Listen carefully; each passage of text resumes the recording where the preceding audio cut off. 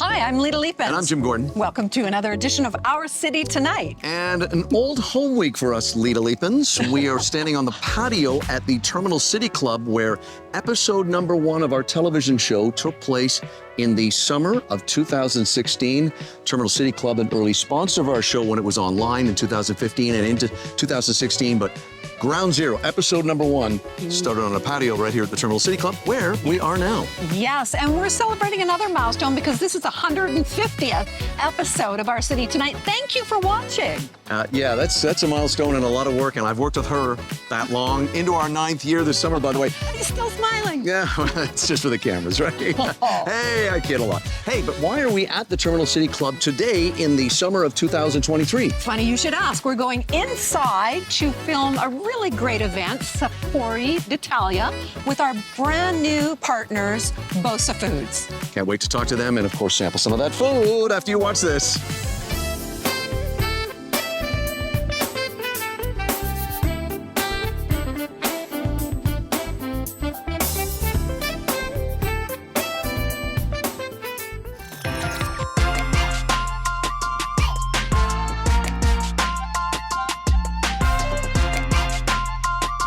Oh boy, I got cheese we're going to talk about now with Margita.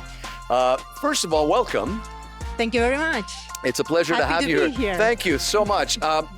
This region, now I'm looking at best milk in the world. This is an area of the foot of the Alps, northwest Venice. Yeah, indeed. It's Veneto County in north of Italy. Okay, So- well listen, let's talk about these cheeses. Let's start with this one here. Wow, this is our truffle cheese made from cow milk. It's super nice, super affordable, Yeah. and the best selection for your aperitivos. Oh, nice. Okay, and we're moving down to these ones right here in front of us, starting here. Starting there. This is Asiago. We are #1 producer of this beautiful product. It's a fresh Asiago, which comes, of course, in a different agings, but this one is the fresh one, and is seasoned 20 days until we release it to the sales. Beautiful selection as well. Over here. Anything else here you want to mention? Yeah, I would like to point out this is the red wine cheese. Red wine cheese, which we keep the wheels in Cabernet Sauvignon until it absorbs the nice and delicate taste of the wine into their body and ready to consume. And what about this last one here? The last one there is Asiago Mezzano, which we keep 4 to 6 months until it's super nice for the consumers. Hey, I haven't tried it. I'm going to try it now. The Ferrari of cheese. Tell me about that. The Ferrari of cheese, try it. And you tell me what you feel about. So I don't need to say anything else than this. This is all mine now. Oh, good. God, that's good. Cheers for that. I don't mean to talk with my mouth full, but thank you, Margarita. Beautiful. Thank you. Cheers. Thank you. Cheers. Cheers.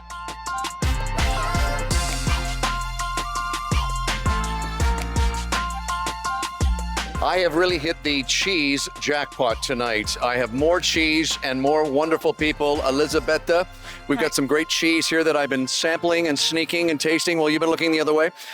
Let's talk about the 3 great cheeses here. Let's start with this one right here. Yeah, okay. First of all, we are a family business. We have been founded in 1950, and I'm the 4th generation. Oh, wow, okay. So we were born as Grana Padano producer, and this is our special edition. It's a Grana Padano Riserva, which means that it's over 20 months. Okay.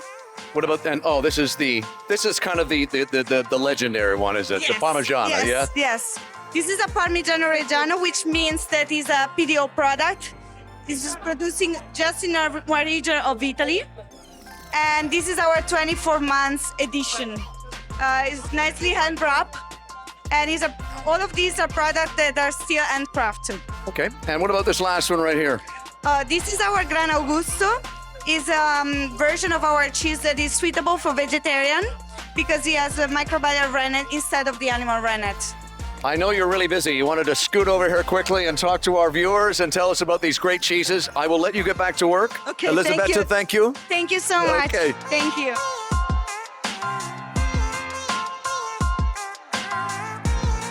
Well, Jim thought he got lucky doing cheese segments, but I get the chocolate. And I'm here with Alessia. Thanks for joining us. Who doesn't Thank love you. chocolates and Italian chocolate? Pralines are all the rage. I know Bosa just brought in your wonderful pralines, but this is a bestseller. Tell us about this new Yeah. chocolate. This new chocolate is a different shape than the one Bosa used to selling, and this really is peculiar because it's focused on the hazelnuts. So as a family company, we really like to focus on the local products, and our hazelnuts, not to be too much, but are the best. Yeah. Wow, I can't So, wait to try these. Yeah. Now you've got a beautiful surprise box in front of us. This is a brand new product for Yeah. you guys and for Bosa as well. Yeah, it's a Tell new us about- product. It comes in two versions, like with the girl and with the boy, different chocolates inside. And it's like a nice added value because you eat the chocolate, it's great chocolate, and then you keep the tin. So it's like a souvenir from Oliva and from Bosa. Oh, that's beautiful. And it's very traditional and people love that. Yeah. Gorgeous chocolates, delicious. Like Alessia said, one of the best sellers available at Bosa. Thanks, Yeah. Alessia. Thank you very much.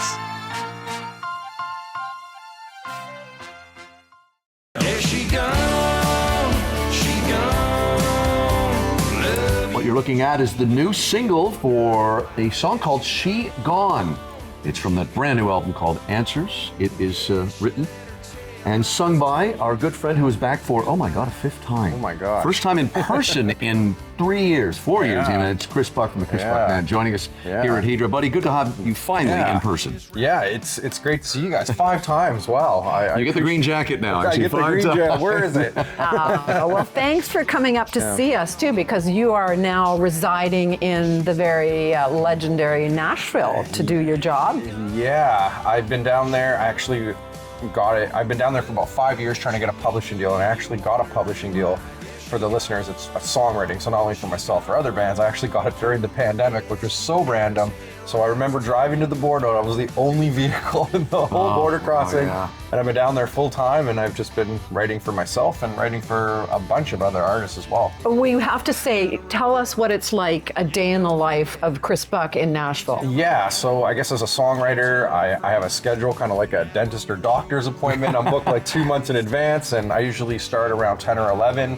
And I'm usually in groups of 3. I have one guy working on a track and another guy with a guitar. I'm usually the lyricist. And within 3 to 4 hours, we have a song fully demoed, sang on, and it's sent out to my publisher, and they're sending it off to whoever wants to hear the song. So it's almost like a factory. I know people don't want to hear that, but it's like, it's very quick. Yeah. And what's Yeah. great too, I mean, listen, it's no secret that you're a really gifted songwriter, but it's great too that when you mentioned about putting you in the room with guys who have been around a long, long time, that are like you, but maybe only 10, 15 years older, and what that does to inspire, and you soak up what these guys and gals have to say. Yeah, it's like going back to school. I was saying to you earlier, one of the guys I write with, he was written on 10 Willie Nelson songs, and it's just, he's just always telling me, you got to paint a picture for the listener. Like, it's a red Corvette, but what color is it? Where are you sitting? Put them in the song, and you really start thinking of how every word matters, especially in country music. And just learning from these guys that have written like multiple #1 songs in the U.S., it's very, very inspiring. Well, I think what's inspiring is Jim and I aren't necessarily, you wouldn't dub us country music fans, Yeah. but we're huge fans of yours. And we'd be honest with you, it's like, yeah, I like that one better. Yeah. They're all so Thank you. great. Thank you. Like, it's just toe tapping. We can't get them out of our heads. Thanks a lot, Chris. Yeah, no, God. I mean, we look at your new album, and Lita and I were listening to the album last night. Your 3 songs that are singles. You Can't Beat the View, Thank God for Good Friends, and of course we mentioned She Gone. Yeah. All fabulous. Yeah. Tell us about the process of writing this album. Was this all done during the This was a pandemic little era? bit different. I wrote with a team down there. We actually wrote the entire album in a month, which is really weird for me because I usually like to take 6 months to a year to like pick through songs. But I had an opportunity to work with a big producer down in the U.S. and I had a month window, so we went down there and we just went for it. So totally different than whatever I did, but having the best players in the world playing on your album doesn't hurt. Sure doesn't. Gee. Hey, we should say too, multi-award winning you are. 5 top 40 singles. Yeah, wow. 13 million streams. That's not too shabby. That sounds pretty good to me. I didn't even know that now. Well, you should look at your own bio once in a while. He's so modest, folks. I mean, we're looking at his bio, he never looks at it. Okay, what's coming up for Chris? Yeah, I'm just focused on working on new music, and I'm enjoying the process. And I just always tell my fans, I feel like the best music's still to come because I'm doing it more now. Like I'm writing every day, sometimes twice a day, and you know, I used to write maybe 50 songs a year and choose 6 from that. Now I'm writing close to 100 songs a year and choosing like 6 to that, and then obviously sending songs to other artists as well. And I just, you know, at the end of the day, I always say it's always about the song. It's all about having great songs. So the more you're doing it, the more I think you're gonna get better hits. And just a great cross-section of music on this new album, as we mentioned. It's available now. It's called Answers. Also check out chrisbuckband.com. And Chris, later this summer, you hopefully could be touring, hopefully. Yeah, it's been a while. Yeah, it's all up on the website, Chris Buck Band. I'll be in Alberta and BC mainly. And then in the fall, we're looking at doing a cross-Canada thing. So appreciate your support. Give me a follow. I'll follow you back. And yeah, you're good at that. Yeah. Oh, fantastic. Hey, great to see this guy in person again. As I said, you were on a year ago, but it was via Zoom from Nashville. And then we had you on early days COVID when you and I were sitting about 8 feet apart, which you had to do back then. But it's great to see you in person. Great to have you here, pal. Yeah, I always appreciate you guys having me on. Absolutely. He's been on the show, I think, since the near beginning of this 8-year-long show. It's Chris Buck. Chris Buck Band is chrisbuckband.com. New album, Answers, I should say. Check it out. Check out the website. Chris, thanks, pal. Thank you. Thanks.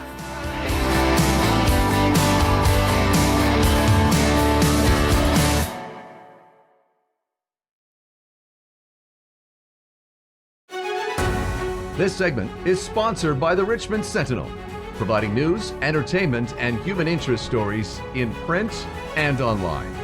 Well, if you are a fan of sports in this country, you will no doubt recognize our next guest. She has been with TSN since, 2002. You can currently catch her on the anchor desk for Sports Desk on the 10 p.m. Eastern, 7 p.m. Pacific time newscast. She is joining us from Toronto, my old friend. She's not old, but I have known her forever. It is great to finally have Jennifer Hedger on our show. Jennifer, welcome to the show. Jim, thank you so much for having me. It's great to be talking to someone in sweet dance. It's great to have you. It's been a while. I got to tell you, I've known you a long time. It's amazing when you're friends with people, you don't know their full bio. I did not know you had been at the station that long, or the network, I should say. But when I looked at your bio, and of course, you've been there that long. I want to talk to you about some broad stroke issues. You've been there 21 years now, 22 years. Yeah. What have you noticed being the big difference between then and now? Obviously, social media, but what do you see from your side of the desk in that viewpoint? Well, I mean, a lot has changed. So much has changed. Some stuff has stayed the same. But as far as, when I started at TSN, having a woman hosting Sports Center was like, this is a curiosity. Not that there hadn't been women before, but there wasn't anyone on the desk when I started. There were a couple women reporters. Sherry Hargrave was working on Sports Center as well, but it was kind of a bit of a novelty act, to tell you the truth. So there's way more women in the business now, which is awesome. And I would say too, not just women hosting sports. I think that they've come a long way as far as having women's in roles as analysts and play-by-play. When I think of like Cheryl Pounder, when I think of Doris Burke, who does the NBA down south, and Andrea Kramer and Hannah Storm are calling NFL football games now. And we see a lot more women in expertise roles in sports, and that never would have been the case 21 years ago when I started. So that sort of evolution, I think, is great, especially for women who love sports and women who want to be in the business that I'm in. The job itself, and this is not a surprise to anybody, but the sports media business is shrinking. We see that when we see cuts everywhere. It used to be a situation where you would go to school and then you would go to Dauphin, Manitoba or Yorkton, Saskatchewan, and you would work at the small station and do the highlight, the high school athlete of the week. And that's how you would start, and you would work your way up to being a national broadcaster. Well, those stations don't even exist anymore. You can't go to Dauphin and go be the local sports girl because that station doesn't even have a sports department anymore. So things have changed as far as YouTube is a way now, I think, that people sort of find their way into sports, and just completely different path, I guess, to get into the sports market. And once you're there, I mean, you got to do it all. You got to be on Twitter. You got to be able to write. You got to be able to shoot your own stuff. You got to be able to present. The business has changed so much. The sports themselves, I think we've come not so far when it comes to women's sports.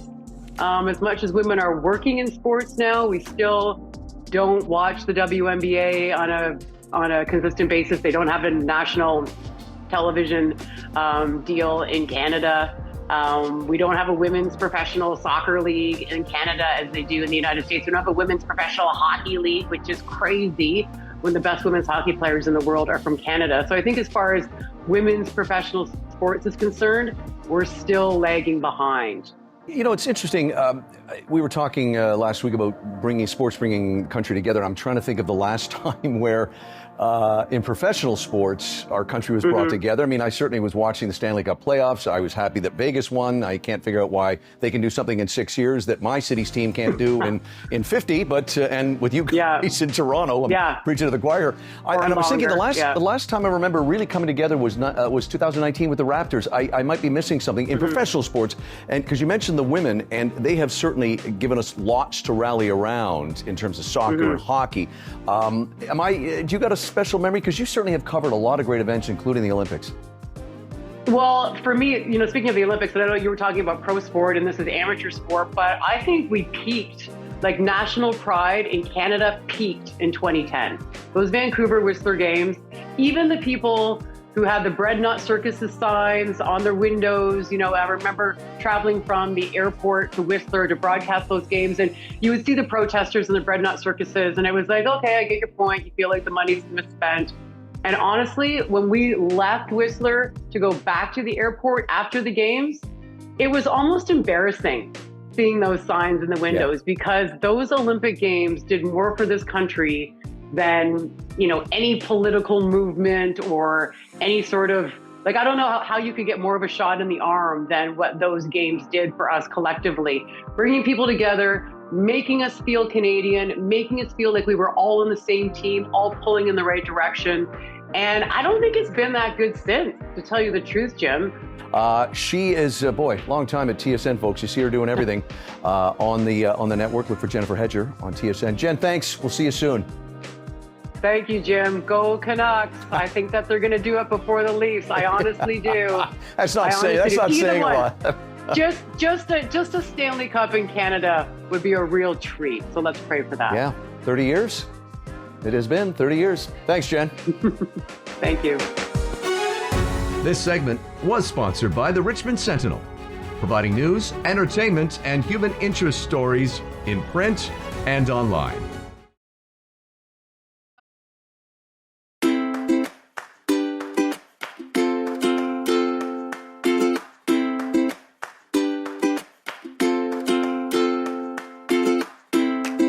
Well, one of my favorite products, I think, in the world is balsamic vinegar.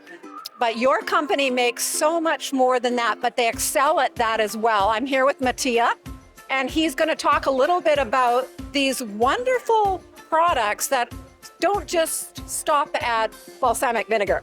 Exactly, you're right. Let's start over here. Okay, these two are two of our best sellers. This is a white balsamic made with white grapes of Trebbiano and white wine of Trebbiano. Just blended together and matured in oak barrels. Same concept is the rosé one. The rosé one, it's one of our novelties of this year. It's a blend of white wine vinegar, red wine vinegar aged 12 years, and then blended with white grapes of Trebbiano. Perfect. These are very exciting. I can't wait to actually try these. So unique. Okay, yeah, they are really unique. It's something that, we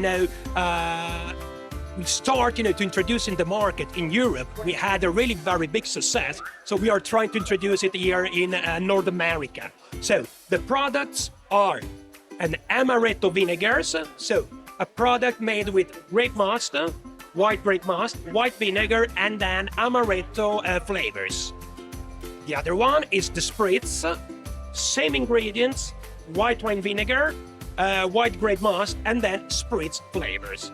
Okay, quickly before we finish with the Modena balsamic vinegar, how do you use these? Oh, you can use as, to prepare cocktails, or even, just to dress your dishes. We have many recipes for these products that we are going, to supply to the Bosa Foods. Wonderful. Okay, let's end on the Modena. This instead is a classic balsamic vinegar of Modena PGI, protected geographical indication, aged for 12 years in many different wooden barrels. Wonderful. Thank you, Mattia. Some of our favorite Thanks to you. products here. Bosa's so fortunate to have great partners like you and providing such amazing products to us here in Vancouver. Thank you so much.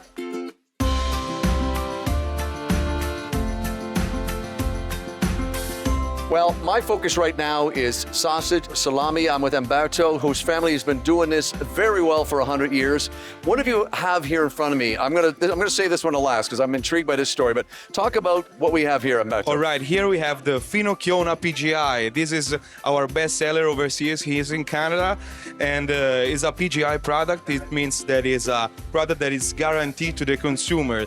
You can see it from the symbol here on the side and from the tracking number. Right. It means that the meats that are used for the production of this product are only fresh and Italian meat. We only use the best part of the pork, that is the pork shoulder and pork bellies. And we collect the fennel seeds and fennel flour from all over Tuscany. So all the little producer of this flour come to our plant and brings us.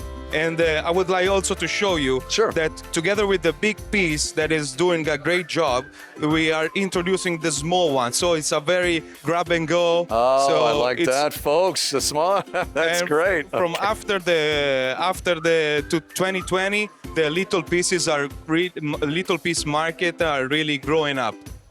I have to ask you about this last product here because a little birdie told me that this is spectacular with a certain type of pasta. Yeah, this is our piece of jewelry here.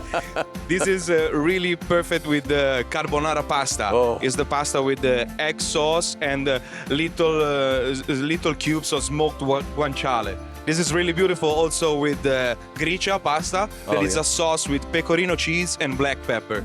Hey, Umberto, thank you so much for joining us. I know you're busy over there. Thank you, Jim. Thank you. I'm here with Emilio and Luisa, and we are going to talk about a very interesting meat I was not familiar with, bresaola. Tell us what this beautiful charcuterie style meat is. Yeah. Ma la bresaola è l'unico salume fatto con la carne di bovino, è un prodotto che si fa in Valtellina principalmente, quindi è un prodotto con delle caratteristiche molto importanti, molto proteico. Entra nelle diete e poi Luisa ci racconterà anche le ricette che si possono fare con la bresaola. Quindi So bresaola it's in dried cured beef, so one of the few salumi where we can use beef. And it's very high in protein, so it's used in healthy diet. And it's important to know that you can eat like this. It's ready to eat, but you can use also for different recipes. For example, in Italy, we made ravioli with bresaola inside in the core. Or risotto sassella e bresaola. Sassella, it's a typical wine from Valtellina. Well, thank you both. Great on just a bed of arugula. Well, back here at the Terminal City Club, getting ready to wrap up our 150th episode, Lita. Pretty remarkable. Yeah. It has been a great time here with our new partners, Bosa Foods. And speaking of that, Lita? Yes, we have Victor with us. And although we are going to give a lot more history in one of the following episodes with you guys, we still want to hear a little bit as we introduce you. Absolutely. Well, congratulations on your 150th anniversary. Thank you. A little bit about Bosa Foods, family business, third generation, fourth on the way. Started in 1957 by our great uncle, Augusto Boza. Currently run by myself and my brother right now. We're trying to stick to our roots and bringing in authentic, traditional products from around the world. Tonight's event with authentic Italian products. We're very fortunate to have a number of our suppliers that have come in that are wanting to present and bring the Italian culture to the Vancouver marketplace. They sure do a great job. Your whole company. Oh Thank my you. goodness. Yeah, I think we were saying earlier that this event really encapsulates the Bosa food mentality of just everything we've sampled tonight. It's been spectacular. I can't emphasize enough the naturalness Yes. of what we've sampled tonight. And you know, a lot of that is the natural ingredients. It's you having the star being the ingredient and not overpowering it with other products. Let that be the star and just subtle products around it. So Parmigiano Reggiano, your Grana Padano, your Tuscan prosciutto, or Valtellina Bresaola. So Yeah, it's like it's more Mediterranean Yes. feasts over at Bosa. Simple. Yeah. Well, and I mean this as a compliment, we can't wait for the cameras to be turned off so we can start enjoying a lot of this food that we've been teasing the audience with here. Victor, we're looking forward to doing a lot more with you guys at Bosa. We're going to be out at one of your locations, of course, on Kootenay Drive. Correct. I should say Victoria Drive, Kootenay Street, which is in the Correct. Boundary First Avenue area. Yes. Yeah. So our original location recently redeveloped on Victoria Drive. Our distribution facility and retail store, larger retail store on Kootenay Street, and in the near future, Port Moody, St. John's. Well, listen, it's been great. We're going to sample some food and talk more Bosa Foods in upcoming episodes. Our new sponsor partner as we celebrate our next episode 151. And after let's this. do a cheers for that. Salute, Cheers. buon appetito. Salute. Thank you. Thank you for watching 150 episodes of our show. We're back with season 9 in our next episode. Cheers from the Terminal City Club. See you next time. Closed captioning and other promotional considerations provided by Hamilton High Street Senior Residence, Richmond's newest senior living community.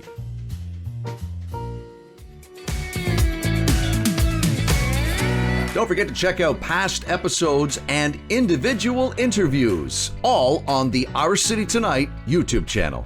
The Richmond Sentinel, providing news, entertainment, and human interest stories in print and online.